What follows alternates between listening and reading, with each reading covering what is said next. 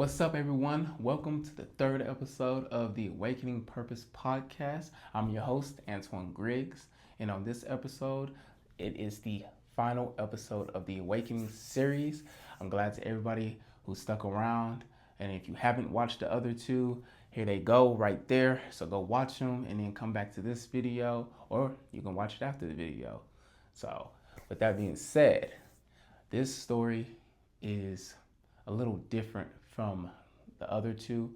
The other one was Moses with the burning bush, Samuel with the quieting, the whisper to wake him up.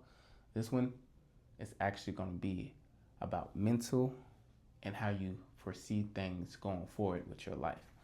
So without further ado, let's get into it. Have you ever tried to engage in something that will better your life only to lead to discouragement and you not wanting to keep trying anymore?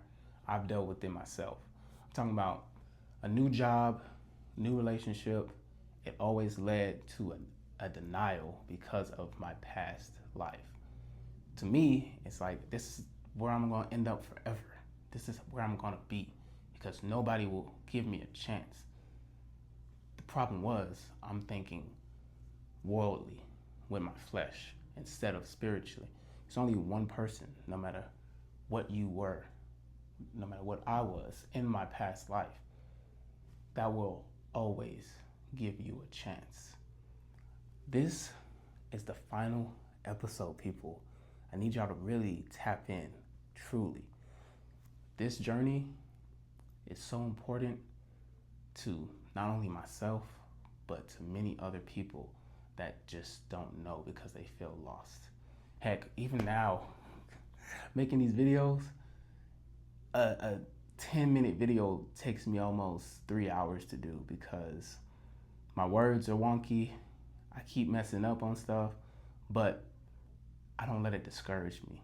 I let it motivate me to keep trying because to get this done overrides my fear of not getting the message that I'm trying to get out.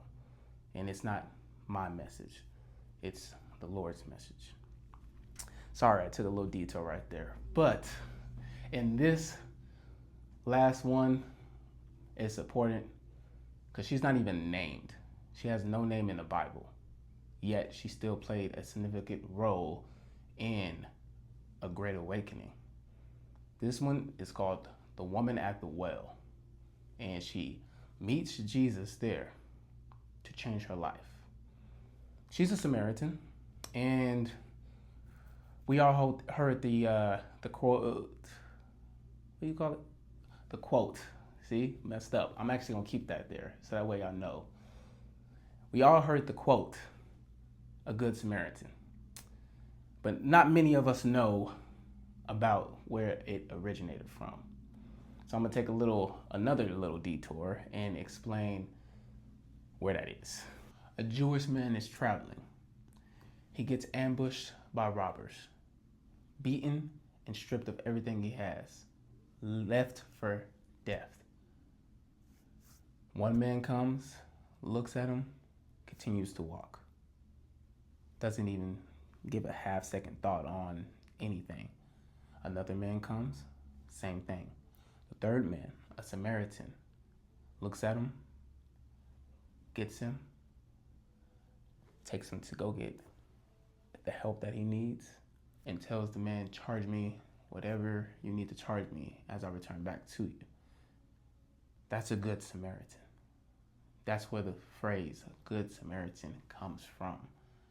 It shows like, love thy neighbor as yourself. Thy neighbor doesn't physically mean, oh, who's ever next to me, whoever stays next to me, I'm gonna love them like myself. No, it means anybody. Enemies, friends, family, you love them as yourself because that's the main point of Jesus that he's making in this symbolic story, is to help other Samaritans realize that even though you are seen as an enemy, you still love them as yourself. So a Samaritan, for one, they were seen as an abomination. They're a race of people that nobody really liked because they were a mix of Jews and Gentiles, that more of like a half breed that was seen as unclean. They were unholy. Okay, so keep that in mind. Going from there up to this point where we're at now, the woman at the well only goes there during the noon because she's had five husbands, and she stays with a man that she's not even married to. So she thinks that her past life interrupts anything she deals with now. She also avoids any other woman because she's not like them. They all have husbands that they stay with. One husband that they stay with. It was the woman's job to go and fetch water early in the morning. Keep that in mind, early. But instead, she goes at noon, one of the hottest parts of the day, to get water, just to avoid anybody from seeing her. Jesus, a Jew, he's Jewish. Remember, Jewish people do not like Samaritans because they are seen as unclean and unholy. But Jesus goes up to this woman and asks for some water. And she says, like, pretty much, why are you talking to me? You know, don't you people not like my people? Am I not clean to you? Jesus pretty much says, I just want some water. And I know about your past life. He literally states, you've been married 5 times. In the 6th man, you're not even married to that you stayed with. And she feels like it's an attack. Like, here we go. This is what I've been trying to avoid, and yet it keeps coming back to me. Like I said, we all been there. Even we try to stay low and keep moving forward with our past mistakes, they always return, no matter what.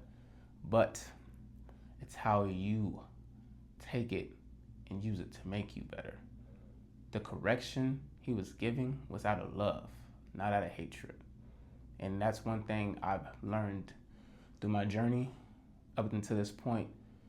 Most of the time, I allow my flesh to take a hold of anything. I'm like, oh, I feel like my life is getting better. Why does everybody keep bringing up this and that when I'm getting better? I just take it as correction. Maybe they see something that I'm doing that I'm not aware of, so they're trying to help me and make sure I don't repeat anything or show any signs. See, it's all about how you take the correction. It's out of love. Getting back to the main point. So he states that about her past, about the 5 husbands and the 6th man. And from there, he tells her that she's still loved. If she gets the water from the well that Jacob made, she would thirst again. But if she takes the water from Jesus, which is the living water, she would thirst no more. She's thinking about it logically, like, oh, living water, I will never thirst again. I will never be seen coming up here again. I want this water. But he was talking metaphorically, not actual living water that you would never be thirsty again, but in a way to where she can be fully involved in a testimonial to his mission. As he explains that he is the Messiah, and to follow with him, she'll be okay. Your past isn't a roadblock to your purpose. It's actually a bridge because it shows others your faith in your walk, not allowing others to get you off guarded and backed into a corner. I loved how she went from, oh, this man's telling me everything I did wrong, I feel bad, to running to the streets saying with happiness and joy. She went from avoiding people to going up to people happy, no longer trying to avoid anybody. And that's the message in this. Okay, this is the very important message that most people normally need to start with, so that way it will grow as they continue their own walk into purpose. Now, my taps for the day. Ooh, my taps for the day is going to be, I need you to get 2 jars. Doesn't matter what type of jars, so get 2 jars.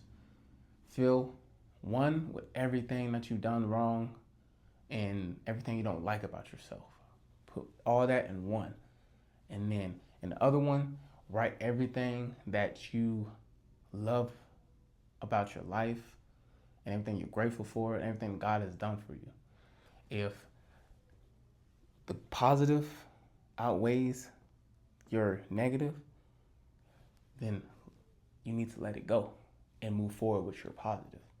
And let's just say if your negative outweighs that positive, you're already forgiven. You already have a second chance with Christ.